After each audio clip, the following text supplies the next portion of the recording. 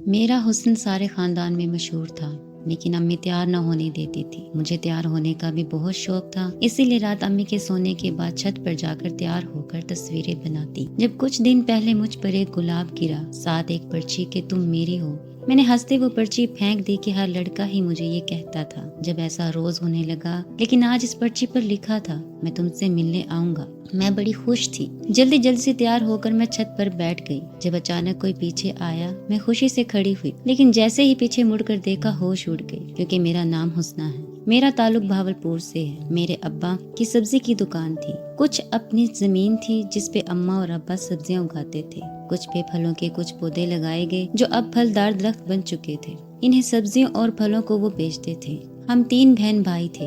मैं छोटी थी, बाकी भाई और एक बहन मुझसे बड़े थे। भाई को पढ़ने का शौक था, इसीलिए उसने शहर में यूनिवर्सिटी में दाखिला ले लिया था। बड़ी बहन मैट्रिक के बाद घर पे ही थी और घर के कामों के अलावा सिलाई स्कूल भी जाती थी। मैं छोटी होने की वजह से घर वालों की लाडली थी। अम्मा मुझे देख देख के खुश होती रहती। अब्बा मेरी हर ख्वाहिश पूरी करते। मुझे पढ़ने का कोई खास शौक नहीं था, लेकिन फिर भी मैं भाई के कहने पे प्राइवेट एफए कर रही थी। पिछले कुछ दिनों से मेरी बड़ी बहन परेशान रहने लगी थी। बार बार अम्मा से कहती कि मुझे सिलाई स्कूल छोड़ के फिर खेतों में जाइएगा। अम्मा की वही मंतक थी कि कौन सा दूर जाना है, 2 गलियां छोड़ के तो जाना होता है। लड़कियां अकेली शहर चली जाती हैं, तुमसे यहाँ नहीं जाया जाता।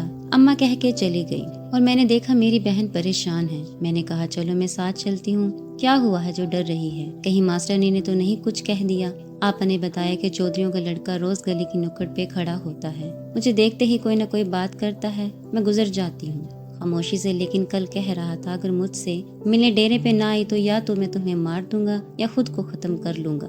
मैं सुनकर हंसने लगी। मेरी बहन ने नाराजगी से मुझे देखा। मैंने कहा आप चलिए साथ मेरे, मैं भी जरा देखूं कौन मरता है और कौन मारता है। मैं अपनी बहन की निस्बत थोड़ी बहादुर थी। एक बार किसी ने मुझसे बदतमीजी की कोशिश की थी। मैंने रास्ते में खड़े होकर जूता खींच के मारा था। मैं और मेरी बहन जैसे ही गली में दाखिल हुए, सामने ही एक लड़का खड़ा था जिसे देख के लगता था खाते पीते घराने का है। इसके कपड़े और महंगी बाइक से मुझे समझ आ गई थी ये वही शख्स है जिसने मेरी बहन को परेशान कर रखा है। जैसे ही हम पास से गुजरने लगे तो कहने लगा, भाई आज तो 7 गन मैन ले घूम रही हो हफ्सा। मेरी बहन का नाम तक वो शख्स जानता था। मैंने खड़े होकर इसकी बाइक की चाबी निकाल ली और दूर उछाल दी। वो हैरानी से सब देख रहा था। मैं अब कुछ ढूंढ रही थी जिससे इसकी हैवी बाइक को थोड़ा हल्का किया जा सके। इसने मेरी तलाश समझकर हंसना शुरू कर दिया और कहने लगा, भाई शेरनी लगी हो। मैं तो ऐसे ही सहमी हिरनी के पीछे था, अब मजा आएगा। दुश्मन अगर टक्कर का हो तो ही मजा आता है लड़ने का। मेरे मुंह में भी जो आया उसे कहती गई, अगर अपने बाप के हो तो सुबह फिर आना, देख लूंगी मैं तुम्हें। मैंने मुंह पे हाथ फेरते हुए कहा। भाई घर आया तो 2 माह की छुट्टियां थी। हम सब बहुत खुश थे। अब्बा अम्मा तब ज्यादा घर पे ही रहते थे। अम्मा भाई के लिए देसी मुर्ग का सालन बना रही थी और अब्बा भाई से यूनिवर्सिटी के किस्से सुन रहे थे। जब दरवाजे को किसी ने बुरी तरह पीट के रख दिया। भाई ने दरवाजा खोला तो चौधरियों का मुंशी था। कह रहा था शाम को डेरे पे बुलाया है आप बाप बेटे को। अम्मा बहुत परेशान थी। पहले ऐसा कभी नहीं हुआ था कि डेरे से कोई ऐसे बुलाने आया हो। शाम को अब्बा और भाई जब वापस आए तो बहुत परेशान थे। भाई ने आते ही हुस्ना को बुरी तरह पीटना शुरू कर दिया।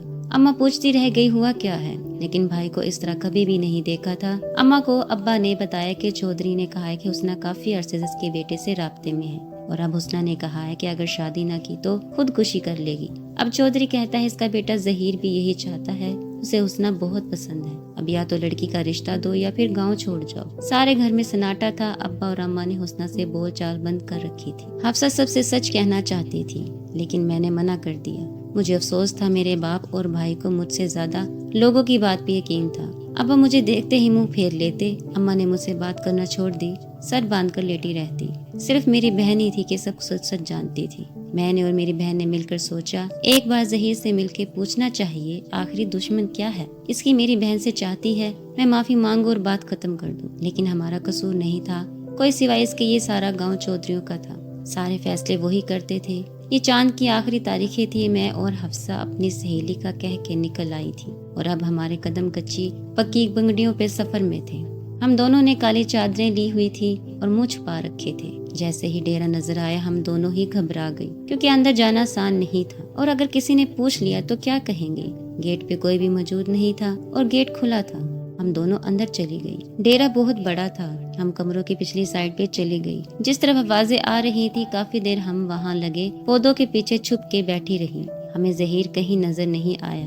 بہت دیر بعد اس کی آواز آئی جو کسی سے کہہ رہا تھا، سونے جا رہا ہوں، گیٹ بند کر لینا۔ میں نے اور میری بہن نے ایک دوسرے کا ہاتھ مضبوطی سے پکڑ لیا۔ ہماری آنکھیں خوف سے پھیل گئی۔ تبھی کسی کی آواز آئی، چودھری صاحب یہاں کوئی ہے؟ سب کے بھاگنے، پکڑو پکڑو کی آوازیں آنے لگی۔ کہنے لگا، تم دونوں کو کیا لگا تھا کہ یہاں آؤ گی اور مجھے نقصان پہنچا کے چلی جاؤ گی اور کسی کو پتہ نہیں چلے گا؟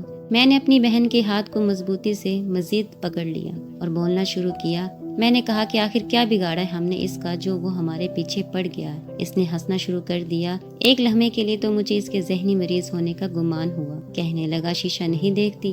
وہ نہیں بتاتا تمہیں دیکھنے کے بعد لوگ ہوش میں نہیں رہتے؟ میں نے اس سے کہا کہ ہم چاہتے ہیں جو ہوا بھول جاؤ اور ہمیں جانے دو۔ اس کی مسکراہٹ مزید گہری ہو گئی۔ مجھے اس سے خوف آ رہا تھا۔ اس کی نظریں عجیب تھیں۔ میں نے اپنی بہن سے کہا، چلو چلتے ہیں۔ وہ جلدی سے آگے بڑھا اور میرا بازو پکڑ لیا۔ کہنے لگا، مجھ سے ملنے اتنی دور آ گئی، ڈر نہیں لگا؟ میں نے کہا، ڈر صرف خدا کا ہے، تم جیسے شیطان سے میں نہیں ڈرتی۔ یہ کہنا تھا، اس نے میرا ہاتھ چھوڑ دیا۔ ہم لوگ گھر پہنچے تو اماں جاگ رہی تھی، خوب سنائی ہمیں اور ہم خوش تھی کہ اب چودھریوں کا مسئلہ نہیں رہے۔ لیکن صبح ایک نئی مصیبت لے کے آئی۔ چودھری خود ہمارے دروازے پہ پہنچ گئے اور شادی کی تاریخ مانگ رہے تھے یا پھر گاؤں چھوڑنے کا کہہ رہے تھے۔ اماں رو رو کر کہہ رہی تھی کہ کچھ وقت دے، بڑی بیٹی کا کہیں رشتہ ہو جائے تو ہم حسنہ کو آپ کے بیٹے سے بیاہ دیں گے۔ ایسے ہماری بڑی بیٹی کا کہیں رشتہ نہیں ہوگا۔ لوگ کہیں گے پتہ نہیں کیا بات تھی جو چھوٹی کو بیاہ دی اور بڑی گھر بیٹھی ہے۔ لیکن وہ شام کو ہی نکاح یا گاؤں چھوڑنے پہ بضد تھے۔ ابا سر پکڑے بیٹھے تھے اور بھائی کی آنکھوں میں خون اترا ہوا تھا۔ انہیں میں قصوروار لگ رہی تھی۔ بھائی نے کچھ وقت مزید مانگا اور وہ لوگ چلے گئے۔ بھائی ابا کو کمرے میں لے گیا۔ کچھ دیر بعد اماں کو بھی بلوا لی۔ میری بہن نے میری طرف دیکھا اور دروازے کے ساتھ لگ کے سننے لگی۔ کچھ دیر بعد اس نے جو بتایا اس نے مجھے حیران کر دیا۔ رات کا پچھلا پہر تھا۔ ہم ایک کچے راستے پہ جا رہے تھے۔ اماں ابا بھائی اور بہن آگے تھے اور میں ان کے پیچھے۔ ہم سب یہ گاؤں چھوڑ رہے تھے۔ یہاں سب کچھ ان سب کو میری وجہ سے چھوڑنا پڑا کیونکہ بھائی اب اس گاؤں میں رہ کے گاؤں والوں کی باتیں نہیں سن سکتا تھا۔ لوگ کہتے تھے تمہاری بہن نے بڑی اونچی اسامی پھنسا لی ہے۔ کوئی کہتا ہے کب سے چکر چل رہا تھا جو ظہیر نے اپنے باپ کو منا لیا۔ ظہیر کو سب جانتے تھے کسی کماش کا آدمی تھا، لیکن پیسہ سارے عیب چھپا دیتا ہے۔ امیروں کی امیری ان کے عیب نہیں دیکھنے دیتی۔ ہم شہر آ گئے تھے۔ یہ بھائی کے دوست کا گھر تھا، وقتی طور پر یہیں رہنا تھا۔ وہ اکیلا شخص تھا، پڑھائی کے لیے یہاں کرائے پر رہ رہا تھا۔ وہ اور بھائی اسی گھر میں رہتے تھے۔ اماں ابا مجھ سے بات نہیں کرتے تھے اور بھائی سارا دن نوکری کے لیے دھکے کھاتا۔ محلے سے ایک دن ایک خاتون آئی۔ اس نے ہمارے حالات دیکھے تو اماں سے کہا، یہاں قریب ہی ایک فیکٹری ہے، وہاں ہر بچوں کے کھانے کی چیزیں پیک کی جاتی ہیں۔ تم ماں بیٹیاں اگر چاہو تو میں وہاں لے جاؤں گی، مزدور بھی مناسب ہے اور دوسری بات وہاں سب عورتیں ہی ہیں۔ اندھا کیا چاہے دو آنکھیں۔ اماں نے فوراً حامی بھر لی۔ دوسرے دن اماں اور ہم دونوں بہنیں اس عورت کے ساتھ وہاں چلی گئیں۔ ان لوگوں کو 2 لوگوں کی ضرورت تھی۔ میں نے اماں سے کہا مجھے رکھوا دیں، آپ رہنے دیں، لیکن اماں نہ مانی۔ کام بھی آسان تھا اور مزدوری بھی مناسب تھی، لیکن اب اماں کو مجھ پہ بھروسہ نہیں رہا تھا۔ وہ شام ہماری زندگی میں بھی شام ہی بن کے آ گئی تھی۔ اماں اور حفصہ ابھی نہیں آئی تھی۔ ابا کی طبیعت خراب ہو گئی تھی۔ میں اکیلی تھی گھر پہ۔ بھائی تو پہلے ہی رات کو آتا تھا۔ مجھے سمجھ نہیں آ رہی تھی کیا کروں۔ میں گلی میں نکل آئی، 2-3 گھروں کے دروازے کھٹکھٹائے، انہیں مدد کے لیے بلا رہی تھی۔ تب بھی ایک آواز آئی۔ میں نے پلٹ کر دیکھا، وہ شاید بھائی کا دوست ہی تھا جو مجھے واپس بلا رہا تھا۔ کہہ رہا تھا، حسنہ واپس آؤ گھر، میں لے جاتا ہوں چاچا کو ہاسپٹل۔ وہ یقیناً گھر پہ دیکھ چکا تھا ابا کی حالت کو۔ پچھلے 1 گھنٹے سے آپ اندر تھے، ڈاکٹر آ جا رہے تھے، کوئی کچھ بتا نہیں رہا تھا۔ میں مسلسل رو رہی تھی جب وہ میرے پاس آئے اور کہا کہ رو نہیں، دعا کرو، آپ کے ابا ٹھیک ہو جائیں گے۔ میں نے روتی آنکھوں سے اوپر دیکھا۔ یہ شخص محسن تھا، ہمارا ہمیں چھت دی، اور آج اگر یہ نہ ہوتا تو پتہ نہیں کیا ہوتا۔ کہنے لگا، میرا نام رضا ہے، تمہارا بھائی دانش میرا دوست ہے، اور بھائی بھی، اس لیے آپ سب میرے لیے خاص ہیں۔ اسی وقت ڈاکٹر آگے انہوں نے بتایا کہ ابا کو خون کی شدید کمی ہے، بلڈ ارینج کریں۔ گروپ بتایا تو رضا نے کہا میرا بھی یہی بلڈ گروپ ہے۔ وہ ڈاکٹر کے ساتھ چلا گیا۔ جب میں کمرے میں آئی تو ابا ہوش میں تھے، لیکن مجھے دیکھ کے منہ پھیر لیا۔ میں وہیں رکھی کرسی پر بیٹھ گئی۔ رضا ابا کے لیے جوس اور کھانے کو کچھ لے کے آیا تھا، ایک پیکٹ میں میری طرف بڑھایا۔ میں نے منع کیا تو اصرار کرنے لگا۔ میں شاپر ایک سائڈ پر رکھ دیا اور ابا کو جوس پلا رہا تھا۔ اسی وقت دروازہ کھلا اور بھائی اور اماں اندر آئے۔ رضا نے انہیں کہا کہ فکر کی بات نہیں، مجھے لگ رہا تھا میں ان سب میں ایسے ہی کھڑی ہوں، فضول اور غیر اہم۔ اماں نے بھی مجھ سے کچھ نہ کچھ کہا نہ پوچھا۔ میں باہر نکل رہی تھی جب رضا کی آواز میرے کانوں میں پڑی۔ وہ کہہ رہا تھا، حسنہ بہت پریشان تھی چاچا کی اس حالت میں دیکھ کے۔ ابا 2 دن بعد گھر آ گئے۔ میں نے ابا سے اماں سے پھر سے معافی مانگی، انہیں کہا جو بھی ہوا میرا قصور نہیں تھا، لیکن پہلے نہ سنی کسی نے نہ اب کوئی سن رہا تھا۔ تبھی رضا بھائی کے ساتھ اندر آیا، ابا سے حال احوال پوچھا۔ میں چائے بنانے چلی گئی، اماں چائے لینے آ گئی اور بہت خوش بھی لگ رہی تھی۔ حفصہ نے پوچھا، اماں کی کیا بات ہے؟ تو کہنے لگی، نیک لوگوں کی اللہ سنتا ہے۔ رضا نے کہا، اس کی ماں ہم سے ملنا چاہتی ہے۔ اماں آج بہت خوش تھی۔ رضا کی امی آئی تھی۔ اماں بار بار حفصہ کی تعریف کر رہی تھی۔ جب انہوں نے کہا کہ وہ حسنہ کے لیے آئی ہے، رضا حسنہ کو پسند کرتا ہے، ایک بار پھر مجھے امتحان میں ڈال دیا تھا۔ ابا نے سوچنے کا وقت بھی نہیں مانگا اور ہاں کر دی۔ مجھے لگا میں بوجھ ہوں جسے اتارنے کی جلدی ہے۔ سب جو حفصہ بہت خوش تھی میرے لیے، لیکن مجھے لگ رہا تھا میری وجہ سے اس کے ساتھ بھی زیادتی ہوئی ہے۔ حفصہ نے اماں کو سمجھایا کہ اب تو حسنہ مہمان ہے یہاں کچھ دن، اماں آپ اپنا رویہ بدل لیں، جب یہ چلی جائے گی تو اسے دیکھنے کو ترسیں گی۔ اماں نے زیادہ تو نہیں لیکن یہ کہا کہ اب مجھے روک ٹوک کرنے لگی۔ اگلے جمعے کو نکاح تھا اور سب ایسے ہی مطمئن تھے جیسے بوجھ اترنے پہ ہوتے ہیں، لیکن میری آزمائش تھی ابھی باقی تھی۔ رضا اچانک کسی کام سے اپنے شہر واپس گیا، جا کے رابطہ کرنا چھوڑ دیا۔ بھائی سے نمبر مسلسل بند آ رہا تھا اور اس بات کو کئی مہینے گزر گئے۔ رضا نہ آیا، اس کے گھر کا بھائی کو بھی نہیں پتا تھا۔ میری اکثر عادت تھی چھت پہ جاتی، شام کو میرا حسن سارے خاندان میں مشہور تھا۔ پہلے اماں تیار نہ ہونے دیتی تھی اور اب میں خود نہیں ہوتی تھی، تیار دل ہی نہیں چاہتا تھا۔ حالانکہ پہلے مجھے تیار ہونے کا بھی بہت شوق تھا، اسی لیے رات امی کے سونے کے بعد چھت پر جا کر تیار ہوا کرتی تھی اور تصویریں بناتی۔ میں نے پھر سے تصویریں بنانے کا سوچا، اب بھی میں بھائی کے سونے کے بعد اس کے موبائل سے چھت پہ تصویریں بناتی اور ڈیلیٹ کر دیتی۔ ہماری چھت کے ساتھ 2 گھروں کی چھتیں ملتی تھی، لیکن وہاں کبھی کسی کو نہیں دیکھا تھا، اس لیے میں بے فکر سے پوز بنانے کی تصویریں بناتی۔ اسی وقت ہی مجھ پر ایک گلاب گرا، ساتھ ایک پرچی کہ تم میری ہو۔ میری ہنسی نہیں رک رہی تھی، ایسے کیسے کسی کو کوئی ہوتا ہے، اور پھر میں تو رضا کی تھی۔ مجھے آج بھی اس کا انتظار تھا، اس کے مرنے اور لوٹ آنے کی امید ہی تو مجھے زندگی کی طرف لائی تھی۔ میں نے ہنستے ہوئے پرچی پھینک دی کہ ہر لڑکا ہی مجھے یہ کہتا تھا۔ جب ایسا روز ہونے لگا، لیکن آج اس پرچی پر لکھا تھا، میں تم سے ملنے آؤں گا۔ میں بڑی خوش تھی۔ جلدی سے تیار ہو کر میں چھت پر بیٹھ گئی۔ جب اچانک کوئی پیچھے آیا، میں خوشی سے کھڑی ہوئی، لیکن جیسے ہی پیچھے مڑ کر دیکھا ہوش اڑ گئی، کیونکہ میرے سامنے ظہیر کھڑا تھا۔ میرے ماتھے پہ پسینہ چمکنے لگا، بہت سے سوال پہاڑ بن کے سامنے کھڑے ہو گئے۔ کب کیسے اس نے ہمیں ڈھونڈ لیا؟ یہ کیسے یہاں؟ حیرت سے میری آنکھیں پھٹی کی پھٹی رہ گئی۔ میں پیچھے ہٹ رہی تھی اور میری جانب بڑھ رہا تھا۔ پیچھے ہٹتے ہٹتے میں دیوار سے لگ گئی اور وہ بالکل میرے سامنے تھا، مجھے دیکھ ہی رہا تھا۔ میں نے دھکا دے کے نکل جانا چاہا، اس نے اپنی گرفت مضبوط کر دی۔ میں اپنی کوشش کے بعد بھی خود کو آزاد نہیں کروا سک رہی تھی۔ بلاخر مجھے چھوڑ دیا، لیکن میرے منہ کو میرے دوپٹے سے باندھ دیا۔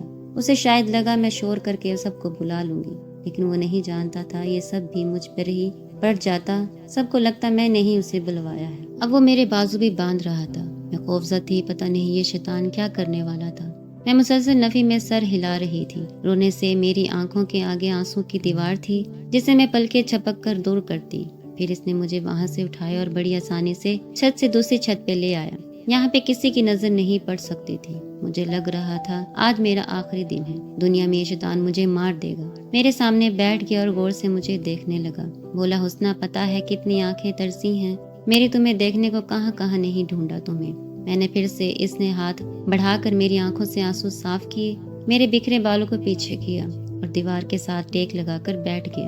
پھر اس نے کہنا شروع کیا، کہنے لگا، جس دن تم کو دیکھا تھا میں سمجھ گیا تھا میری تلاش ختم ہو گئی ہے۔ تمہارا حسن اور میری مجھ سے دلیری سے لڑنا، تمہارا کردار، دونوں ہی نے مجھے متاثر کر دیے۔ پھر میں نے ابا سے کہا کہ مجھے ہر حال میں حسنہ چاہیے، نہیں تو خودکشی کر لوں گا۔ میں ابا کا اکلوتا بیٹا تھا، میری خاطر وہ مان گئے، لیکن تمہارے گھر والوں نے اس بات کا الٹا مطلب نکالا۔ تو میرا کیا قصور تھا؟ پھر تم مجھ سے ملنے آئی مجھے نقصان پہنچانے، تم ڈری نہیں۔ تم نے کہا ڈر تو صرف اللہ کا ہونا چاہیے، اور میں اس دن ڈر گیا۔ اگر تم واقعی مجھ سے نہ ڈری تو تم مجھے ڈراؤ گی، اور وہی ہوا۔ جیسے ہی ابا نے شادی جلدی کرنے کا کہا، تم لوگ راتوں رات ہی نکل گئے۔ صرف گاؤں والوں کی وجہ سے یہ بھی نہیں سوچا، اگر ہم سے رشتہ داری ہوتی تو کسی کی مجال نہیں تھی، تم لوگوں کو میلی آنکھ سے بھی دیکھتا کوئی۔ کہنے لگا منہ کھول رہا ہوں، لیکن قسم ہے تمہیں اللہ کی جو اپنا اور میرا تماشا بنوایا۔ اس نے میرا منہ کھول دیا، ہاتھ ابھی بھی بندے تھے۔ میں نے اسے بتایا مجھے نفرت ہے تم سے۔ کہنے لگا اتنی محبت ہے میرے دل میں، جس دن جان جاؤ گی نفرت بھول جاؤ گی۔ میں نے کہا یہاں کیسے آئے گا؟ کہنے لگا تمہیں ہاسپٹل میں دیکھا تھا، ایک دوست کی عیادت کرنے آیا تھا، تمہیں دیکھا وہاں، وہیں سے تمہارا پیچھا کیا، کچھ عرصے تمہارے گھر کے ساتھ والا مکان لے لیا، رات کو تمہیں روز دیکھنے آتا رہا، پھر تمہیں گلاب اور خط لکھنے لگا۔ جب تم وہ سب دیکھ کے ہنستی تو مجھے لگتا مجھ پہ ہنسی ہو، شاید سمجھ نہ سکو حسنہ، لیکن میں واقعی تم سے سچی محبت کرتا ہوں، تمہیں اپنی عزت بنانا چاہتا ہوں۔ میں نے کہا یہ ممکن نہیں، تمہاری وجہ سے ہمارا سب کچھ چھن گیا، گھر، زمینیں، سکون، میرے بھائی کی تعلیم ادھوری رہ گئی، میرے ماں باپ رل گئے، بڑی بہن ابھی تک گھر بیٹھی ہے، میں معاف نہیں کر سکتی۔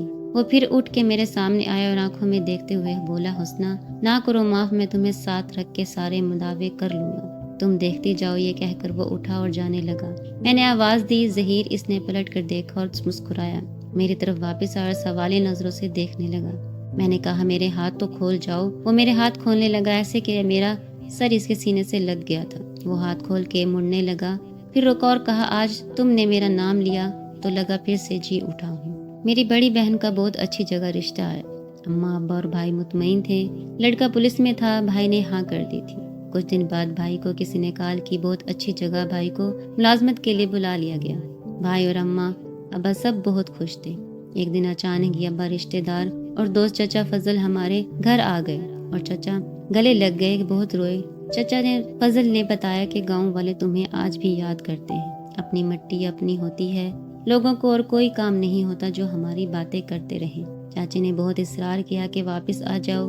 ابا نے چودھریوں کا پوچھا، اس نے بتایا کہ اب چھوٹے چودھری کے ہاتھ میں ہیں سارے معاملات۔ باپ بھی اچھا تھا لیکن بیٹا باپ سے زیادہ بھلا آدمی ہے، گاؤں والوں کے لیے بڑے کام کر رہا ہے، گاؤں کی سڑک بھی پکی کرا دی، بچوں کے لیے اسکول بنوایا، ڈسپینسری بھی، اب بڑی سہولتیں ہیں گاؤں میں۔ ابا ابھی بھی کشمکش میں تھے، بھائی سے مشورہ کرنے کا کہا۔ گاؤں آتے ہی ابا اماں خوش ہو گئے۔ میں سوچ رہی تھی کچھ سفل حاصل ہوتے ہیں، کسی کی دعائیں اور سچی لگن نے کچھ بدلنے نہیں دیا تھا، جہاں سے چلے وہیں آ گئے تھے۔ گاؤں والے بڑے خوش تھے۔ میں اور حفصہ ابھی کھیتوں کی طرف آئے تھے، جو ویسے ہی تھی جیسے چھوڑ گئے تھے، اور مجھے سمجھ آ گئی تھی کہ سب کس نے کروایا ہوگا، جیسے آپ ہی کا رشتہ، بھائی کی جاب اور پھر چاچے فضل کا وہاں آنا۔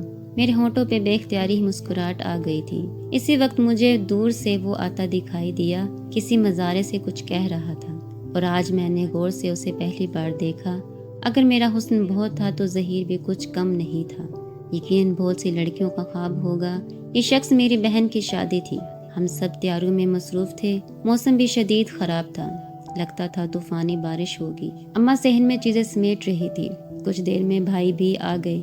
بھائی نے بتایا میرا جھگڑا ہوا کسی سے، وہاں چودھری ظہیر گزر رہا تھا، مجھے دیکھ کے میری طرف آیا، بچ بچا کر باتیں کرواتے ہی اسے کافی چوٹ لگ گئی ہے۔ اماں سے کہا کہ حویلی چلو، چل کے پتہ کریں۔ جب وہ لوگ واپس آئے تو بہت مطمئن نظر آ رہے تھے۔ بھائی شرمندگی سے آنکھیں نہیں اٹھا رہا تھا۔ مجھے سمجھ آ گئی تھی آج ظہیر نے انہیں سمجھا دیا تھا۔ ہم دونوں بہنوں کی شادی ایک دن ہی رکھی گئی تھی۔ وہ بار بار میری تعریف کر رہی تھی، اور جب ظہیر کو دیکھا تو کہنے لگی آج تو تم اس کے سامنے کچھ بھی نہیں ہو۔ اس کا دولہا بھی بہت پیارا تھا، اور اس دن پتہ چلا وہ ظہیر کا کزن ہے اور دوست بھی۔ رخصتی کے وقت اماں بہت روئی، میں نے بھی خوب گلے شکوے کیے۔ آج میری شادی کو 5 سال ہو گئے ہیں۔ ظہیر نے اپنے سارے وعدے پورے کیے، میری خواہش پوری کی۔ ہماری ایک بیٹی اور ایک بیٹا ہے، ہم اپنی زندگی سے بہت مطمئن ہیں۔ حفصہ کی 2 بیٹیاں ہیں، بھائی نے شادی کر لی تھی، اس کی بیوی بھی بہت اچھی انسان ہے، سب کا بہت خیال رکھتی ہے، ہم بہنوں کو میکے کی کمی محسوس نہیں ہونے دیتی۔ پچھلے برس اماں گزر گئی تھی اور ابا کو 2 سال ہو گئے دنیا سے گئے۔ سب کچھ تھا اب، لیکن اماں ابا نہ تھے۔ زندگی کچھ لیتی ہے تو بہت کچھ دیتی بھی ہے، اگر امتحان لیتی ہے تو ہمیں سبق بھی سکھاتی ہے۔ آج جب سب یاد آتا ہے تو لگتا ہے وہ بہت مشکل وقت، نہ آتا تو کیسے پتہ چلتا ظہیر کی قدر کیسے ہوتی، اور شاید جو آج ساری آج سب ہونے کے بعد ہے یہ بھی میری ذات میں نہ ہوتی۔ آج جب ظہیر آتا ہے، گھر اور بچے اسے میری شکایتیں لگاتے ہیں تو اپنا بچپن یاد آتا ہے۔ زندگی کا ہر دن ایک نیا صفحہ ہے، اور زندگی خود ایک کتاب۔